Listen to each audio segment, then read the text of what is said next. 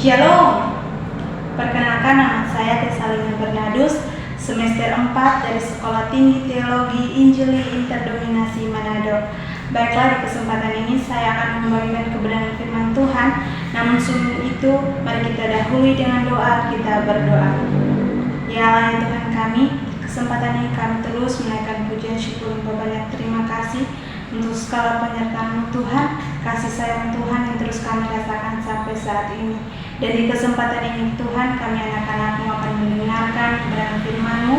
Biarlah apa yang kami dengar sebentar itu tidak berlalu begitu saja, melainkan akan makan tempat di hati kepikiran kami dan akan tumbuh menjadi pedoman di setiap perjalanan kehidupan kami. Berfirmanlah Tuhan, karena kami anak-anak-Mu sudah siap mendengarkan kebenaran firman-Mu.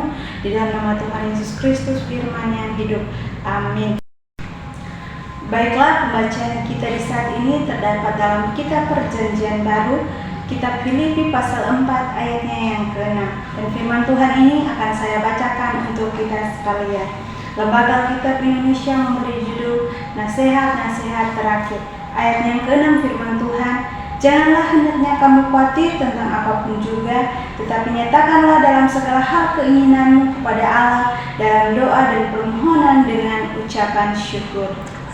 Sampai di sana pembacaan kita. Alkitab berkata yang berbahagia adalah kita semua yang membaca, merenungkan, serta mempraktikkan firman Tuhan di dalam kehidupan kita hari lepas hari.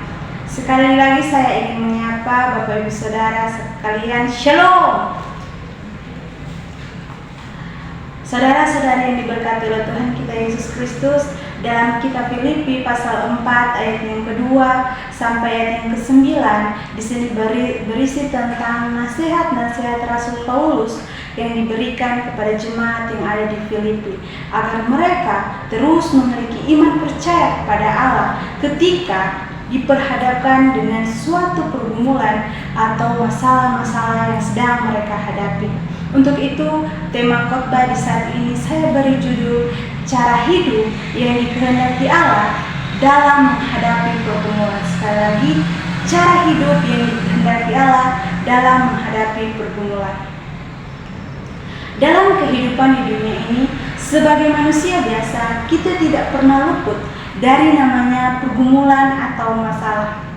Tuhan Yesus mengizinkan pergumulan hadir dalam kehidupan kita, bukan berarti Tuhan tidak menyayangi kita sebagai anaknya, tetapi Tuhan mengizinkan pergumulan hadir dalam hidup kita karena Tuhan ingin menguji iman kita kepada Tuhan sebagai umat yang betul-betul percaya kepadanya.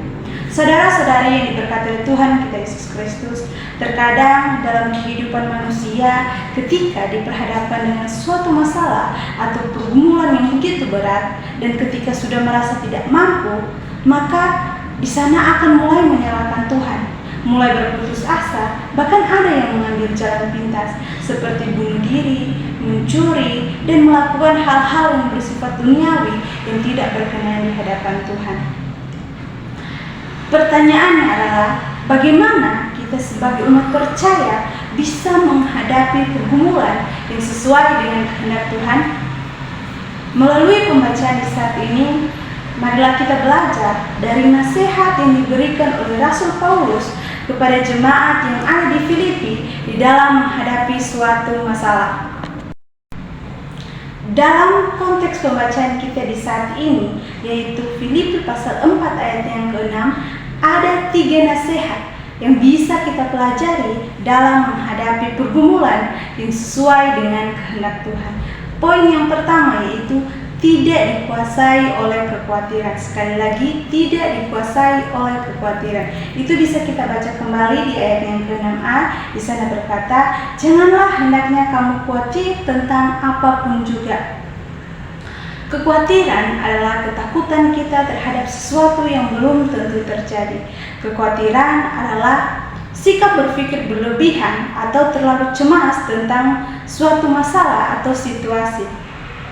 Misalnya, kita khawatir tentang masa depan kita khawatir tentang keluarga kita khawatir tentang penyakit kita, atau bahkan kita khawatir tentang pergumulan yang sedang kita hadapi, di mana di sana kita akan mulai merasa takut dan berpikir bahwa kita sudah tidak kuat dan tidak mampu di dalam menghadapi masalah dalam kehidupan kita.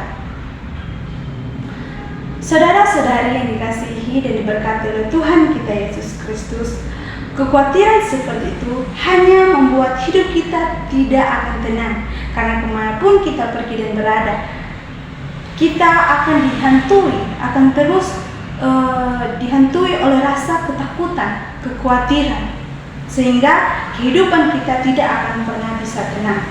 Untuk itu, dalam Matius pasal 6 ayat yang ke-25a, di sana Tuhan Yesus berkata bahwa jangan khawatir akan hidupmu, akan apa yang hendak kamu makan atau minum, dan janganlah khawatir pula akan tubuhmu, akan apa yang hendak kamu pakai.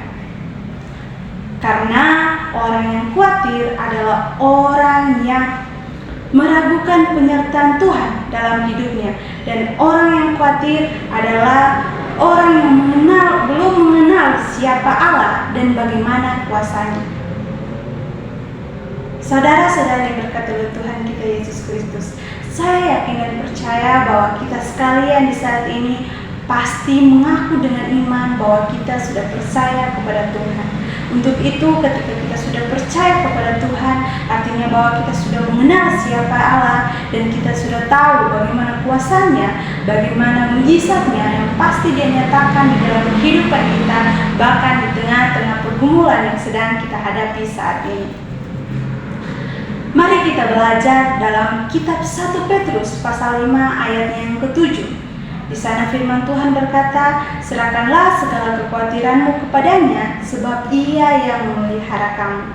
Artinya bahwa sebagai umat yang percaya, marilah kita menyerahkan pergumulan atau kekhawatiran kita kepada Tuhan. Sebab kedua, bagaimana cara untuk menghadapi pergumulan, yaitu bertekun dalam doa. Sekali lagi, bertekun dalam doa. Bisa kita baca di ayat yang ke-6b, di sana firman Tuhan berkata, tetapi nyatakanlah dalam segala hal keinginanmu kepada Allah dalam doa. Saudara-saudara yang berkati oleh Tuhan kita Yesus Kristus, doa adalah cara kita agar bisa berhubungan dengan Tuhan. Doa juga bisa merupakan tempat kita sharing atau curhat tentang kehidupan kita. Bahkan doa bisa merupakan tempat kita menyampaikan setiap pergumulan, kekhawatiran, atau bahkan kita menyampaikan apa yang menjadi harapan dan kerinduan kita kepada Tuhan lewat doa. Saudara-saudari yang dikasihi oleh Tuhan kita Yesus Kristus, apa yang kita serahkan kepada Allah akan menjadi penentu atas apa yang kita terima daripadanya. Untuk itu, kita sebagai orang yang percaya ketika mengalami pergumulan atau masalah hidup yang berat, hendaklah kita terus berdoa karena kita membutuhkan pertolongan Tuhan. Mari kita baca dalam Filipi pasal 4 ayat yang ke-13. Di sana firman Tuhan berkata, segala perkara dapat kutanggung di dalam Dia yang memberi kekuatan kepadaku. Artinya bahwa sebesar apapun pergumulan yang sedang kita hadapi saat ini, yakinlah bahwa kita pasti mampu menghadapi setiap masalah kita ketika kita meminta pertolongan kepada Tuhan lewat doa. Dalam menyampaikan doa harus disertai dengan keyakinan dan permohonan kepada Tuhan untuk meminta belas kasihan, maka percayalah pertolongan Tuhan akan dinyatakan di tengah-tengah kehidupan kita sebagai umat yang percaya kepadanya. Poin yang ketiga, bagaimana cara untuk menghadapi pergumulan, yaitu mengucap syukur. Sekali lagi, mengucap syukur. Bisa kita baca kembali di ayat yang ke-6b. Di sana firman Tuhan berkata, tetapi nyatakanlah dalam segala hal keinginanmu kepada Allah dalam doa dan permohonan dengan ucapan syukur.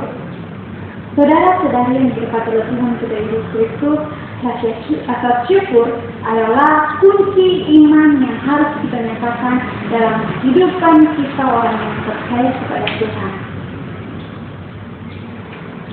Mari kita baca dalam kitab 1 Tesalonika pasal 5 ayatnya yang ke-18. Di sana firman Tuhan berkata, mengucap syukurlah dalam segala hal, sebab itulah yang dikehendaki Tuhan di dalam Kristus Yesus bagi kami. Artinya bahwa kita mengucap syukur bukan hanya ketika kita menerima berkat Tuhan berupa materi atau mengucap syukur pada saat kita berulang tahun, tetapi bahkan di tengah-tengah pergumulan kehidupan kita, di sini firman Tuhan mengajarkan kita untuk mengucap syukur.